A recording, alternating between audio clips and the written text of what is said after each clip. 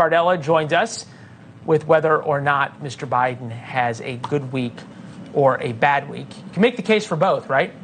I mean, I think that ultimately, we always say, what's the most important thing to voters? The economy. What's been the number one narrative that we've heard from Republicans for months now? It's about inflation.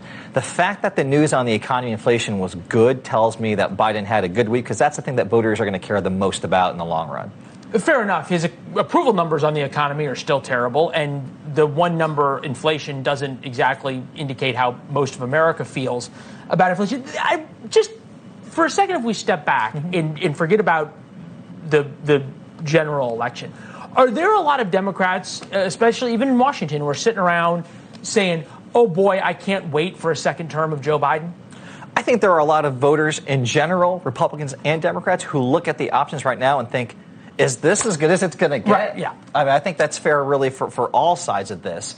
I don't think that anybody looks right now at 2024 at the options and they're excited and they're motivated, like we've seen in past cycles, whether it was the tsunami of support we saw for Barack Obama when he first ran, that energy, whether it was the amount of media groundswell we saw for Donald Trump in 2016, and then it was the opposite of that, really, in 2020 in terms of how Biden won and beat Donald Trump.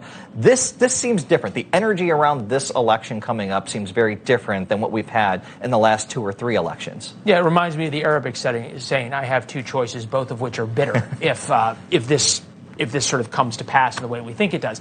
But I go back in. Are Democrats starting to watch videos and the stumbles and go, gee, is there an option for a plan B? Has that been, we see the headlines are out there, but nobody will say it on the record. And that's how you know there isn't an option for a plan B. As much as I think if you ask people in polls, But you look at this, like this is an attack ad ready for air. Is it? If Joe Biden was running against somebody who was under the age of 70, that might work. But let's be very clear. Donald Trump's not a young guy either. There are videos of him walking very slowly up a ramp, too. I remember doing segments about whether the 25th Amendment should be invoked after this.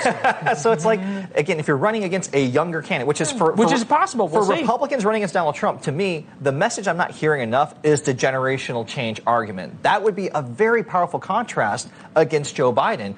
But none of the candidates running against Trump are making that case. I don't understand why they're not doing that. Yeah, it's a very good point. Good to see you. You too, brother. All right.